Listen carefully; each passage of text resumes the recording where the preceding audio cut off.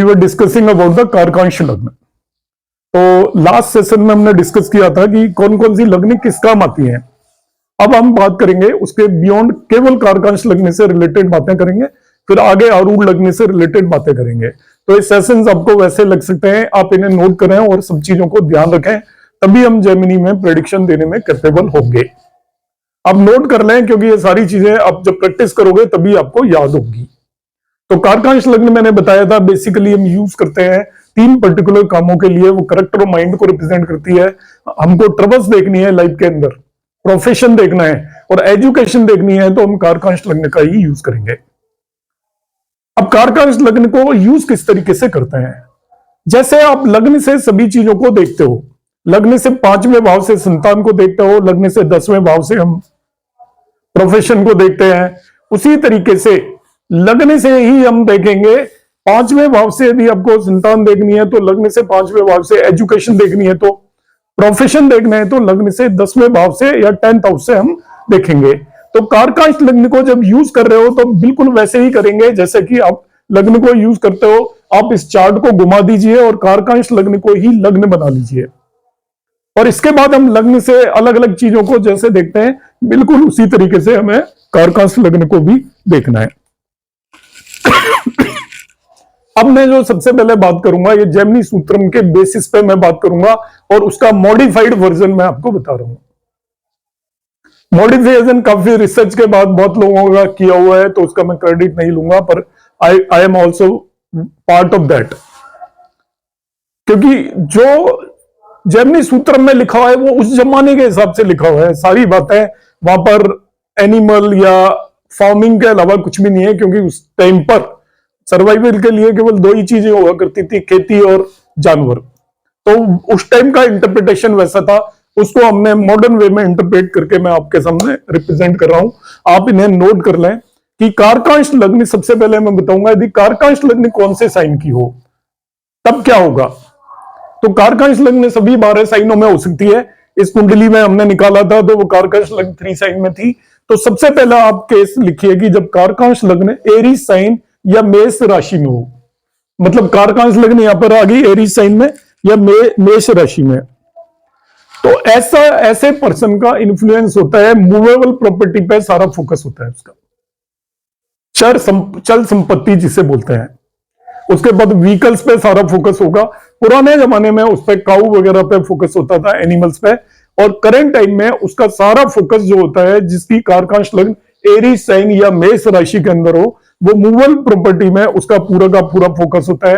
तो अपना सारा ध्यान इसी चीज में रखता है कि वो कोई एक कार खरीद ले या इस तरीके की ट्रक खरीद ले। इस तरीके की चीजों में मूवेबल प्रॉपर्टी वो होती है जो कि एक जगह पे स्थिर नहीं रहती, चलती है। तो ऐसी चीजों में उसका सारा का सारा फोकस होगा, उसका इन्फ्लुएंस होगा।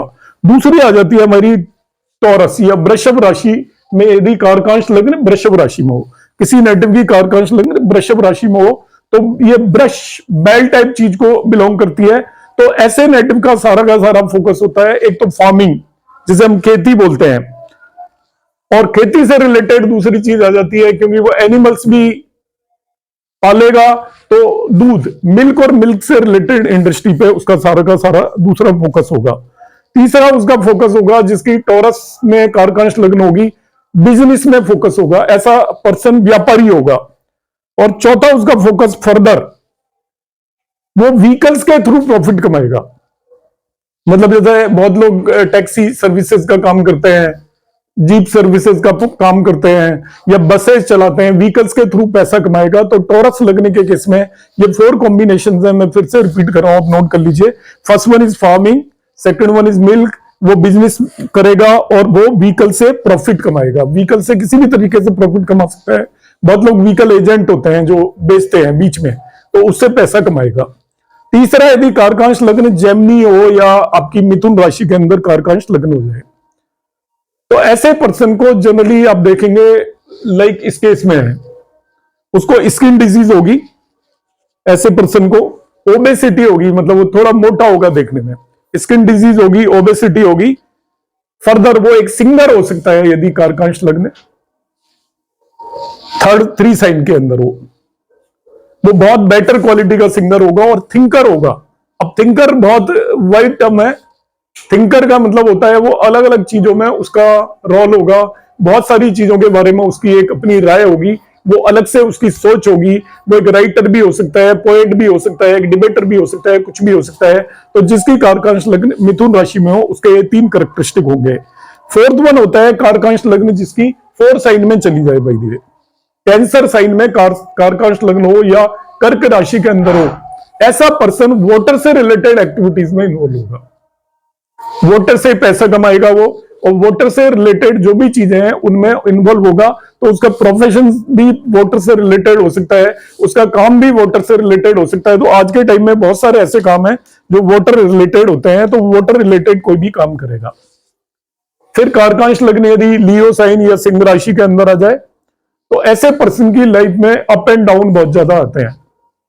कारकांश लग्न यदि सिंह राशि में हो तो वो बहुत ज्यादा राइज भी कर जाएगा और एकदम से उसका फॉल भी हो जाएगा, और फॉल से एकदम से राइज हो जाएगा, तो उसकी स्टेबल लाइफ नहीं होती। कारकांश लग्न यदि सिंह राशि के अंदर हो। फर्दर यदि वर्गो राशि के अंदर यदि आ जाए, 6 साइन के अंदर कारकांश लग्न किसी भी नेटिव की आ जाए, तो ऐसे पर्सन को फायर से फियर होता है। उस मन में सोचता रहता है कहीं आग तो नहीं लग जाएगी, आग से वो डरता रहता है। 3 साइन वाले को भी ये बुध की राशि है, कारकांश लग्न यदि 3 में है उसको भी स्किन डिजीज होती है, और यदि 6 में आ जाए तो भी उसको भी स्किन डिजीज होने के चांसेस होते हैं। कारकांश लग्न यदि 6 साइन में आ जाए स्किन डिजीज होने के चांसेस होते हैं। ये भी कारकांश लग्न जिसकी 6 में हो वो भी सिंगर होता है। बुध वाणी का कारक है, तो बुध की राशियों में कारकांश लग्न होगी तो वो भी एक सिंगर होगा। मगर 6 साइन में कारकांश लग्न हो तो ऐसा पर्सन डॉक्टर भी होगा, स्किन डिजीज भी उसको हो सकती है और वो डॉक्टर भी होगा। तो 3 और 6 के एक जैसे कॉम्बिनेशन है, दोनों में स्किन डिजीज हो सकती है आपकी, दोनों केसेस में वो सिंगर हो सकते हैं। 6 में यदि कारकांश लग्न है तो ऐसा डॉक्टर हो सकता है। अब आता है 7 को बड़ी शुभ राशि माना गया है जेमिनी में। तो जिस भी नेटिव की कारकांश लग्न 7 साइन के अंदर होगी तो वो बहुत बड़ा सक्सेसफुल बिजनेसमैन होगा, उसको बिजनेस करने की बहुत ज्यादा ट्रिक्स आती होंगी, और जो भी ट्रिक अप्लाई करेगा वो उस बिजनेस के अंदर सक्सेसफुल होगा। ये कारकांश लग्न जब लिब्रा या तुला राशि के अंदर किसी भी नेटिव की होगी। नेक्स्ट आता है कारकांश लग्न यदि वृश्चिक राशि में हो, तो वृश्चिक को रिप्रेजेंट करता है। तो ऐसा पर्सन पॉइजन से रिलेटेड डीलिंग करेगा, सफर करेगा पॉइजन की वजह से। मतलब पॉइजन की वजह से सफर करने का मतलब क्या है, उसको नशे की आदत हो सकती है, पॉइजन की वजह से तो वही सफर करेगा। तो ऐसा पर्सन थोड़ा नशे की आदत हो सकती है जिसकी कारकांश लग्न 8 साइन में हो, स्मोकिंग करता है या टबैको खाता है या और कोई ड्रिंक करता है या किसी भी तरीके की नशे की उसकी आदत होगी। नेक्स्ट वन होगा आपका, उसको एक बहुत स्पेशल वो कॉम्बिनेशन बताया गया है कि जिसकी कारकांश लग्न 8 साइन में होती है उसको बचपन से ही अपनी मदर से वो दूर हो जाता है, और मदर की वजह से उसको लाइफ में कभी भी हैप्पीनेस नहीं मिलती। जिस भी मर्जी रीजन से दूर हो जाता है, जैसे जो बच्चे एडॉप्ट हो जाते हैं या किसी रीजन से मदर फादर कहीं रहने हैं, वो किसी और के पास, दादी के पास रह रहा है, मौसी के, नानी के पास रह रहा है, तो इस तरीके का केस बनता है जिसकी की कारकांश लग्न स्कॉर्पियो या वृश्चिक राशि के अंदर हो और वो पॉइजन की वजह से सफर करता है through out life. Next one आता है आपका धनु या सेजिटेरियस में। जैसे लियो साइन है 5, ये फायर साइन है, अग्नि साइन, इस जिसकी भी कारकांश लग्न लियो साइन में होती है, ऐसा नेटिव की लाइफ में अप एंड डाउन होते हैं। इसी तरीके से जिसकी कारकांश लग्न धनु राशि के अंदर हो या सेजिटेरियस साइन में हो, उसकी भी लाइफ में बहुत अप एंड डाउन होते हैं। ये भी फायर साइन है, अग्नि तत्व की राशि है, तो कारकांश 9 में हो तो उसकी भी लाइफ में बहुत ज्यादा अप एंड डाउन होते हैं। एक और ऐसे पर्सन को लाइफ में कभी ना कभी पनिशमेंट जरूर मिलता है।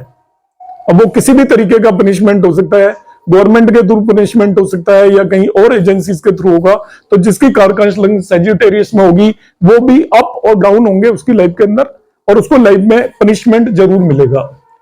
नेक्स्ट अब हम बात करेंगे कारकांश लग्न जब मकर राशि के अंदर हो, कैप्रिकॉर्न साइन के अंदर जब कारकांश लग्न होगी, तो ऐसा पर्सन सोसाइटी के अंदर बुरे लोगों की वजह से सफर करेगा। उसके पीछे बुरे लोग लग जाएंगे या उसका कुछ ना कुछ आहित या बुरा करेंगे, और उसकी वजह से उसको लाइफ में सफर करना पड़ेगा। कारकांश लग्न, अब हम बात करेंगे 11 साइन यदि एक्वेरियस साइन के अंदर आ जाए, जिसको हम कुंभ राशि बोलते हैं, ऐसा पर्सन बहुत हेल्पिंग होगा नेचर में, सोसाइटी के लिए बहुत अच्छा करेगा, वो सभी लोगों की मदद करेगा, अपना काम छोड़कर वो दूसरे लोगों की मदद करने के लिए आगे निकल जाएगा। तो जिस भी नेटिव की कारकांश लग्न एक्वेरियस साइन के अंदर हो, ऐसा नेटिव बहुत हेल्पिंग नेचर का होता है। बहुत सारे लोग होते हैं जो कि सोसाइटी के कामों में इन्वॉल्व होते हैं, उनमें बहुत सारे नेता भी होते हैं, समाज सेवक भी होते हैं, तो वो इस तरीके का पर्सन होगा, दूसरे लोगों की और सोसाइटी की हेल्प में ऑलवेज सबसे आगे रहेगा। नेक्स्ट आता है आपका पाइसेस या मीन राशि में हो जाएगा। ऐसा पर्सन बहुत त्यागी प्रवृत्ति का होगा, उसका सारा फोकस मोक्ष प्राप्ति में होगा, वो इसी जुगाड़ में लगा रहेगा कि वो भगवान कैसे उससे मिले। बहुत त्यागी प्रवृत्ति का होगा, अपनी चीजें वो किसी को भी दे देगा, उसका सारा का सारा फोकस मोक्ष प्राप्ति में होगा। तो ऐसे जो लोग होते हैं बहुत वेल प्लेस्ड होते हैं और वो अचानक ही छोड़कर ऐसी जगह चले जाते हैं, अपनी सारी धन दौलत या संपत्ति कहीं भी चले जाते हैं, निकल जाते हैं, तो वो सब कुछ त्याग देते हैं। तो ऐसा पर्सन त्यागी प्रवृत्ति का होगा। तो अभी मैंने आपसे बात की कि कारकांश लग्न अलग अलग राशियों में होंगे तो उनके हम क्या फल प्रेडिक्ट करेंगे। तो आज हम इतना ही डिस्कस करेंगे। नेक्स्ट क्लास में हम बताएंगे कि कारकांश लग्न में कौन कौन से प्लैनेट बैठे हों, तब क्या फल मिलते हैं, और अलग अलग हाउसेज में कौन कौन से प्लैनेट्स बैठे हुए हैं, तब क्या क्या इसके फल मिलते हैं। तो आप वॉच करते रहिएगा रेगुलर बेसिस पे, प्रीवियस क्लासेस को आप रिवाइज करते रहिएगा। यदि आपको प्रेडिक्शन तक पहुंचना है तो बहुत जल्दी हम प्रेडिक्शन पर पहुंचने वाले हैं। 2-4 क्लासेस में हम लग्न और कुछ जेमिनी सूत्रों को हम डिस्कस करेंगे। ये जो भी हम डिस्कस कर रहे हैं जेमिनी सूत्र हैं, एक्चुअली वहां पर श्लोक है और उनका मीनिंग मैं यहां पर आपको इंटरप्रेट करके बता रहा हूं। Keep on watching, thank you, नमस्कार।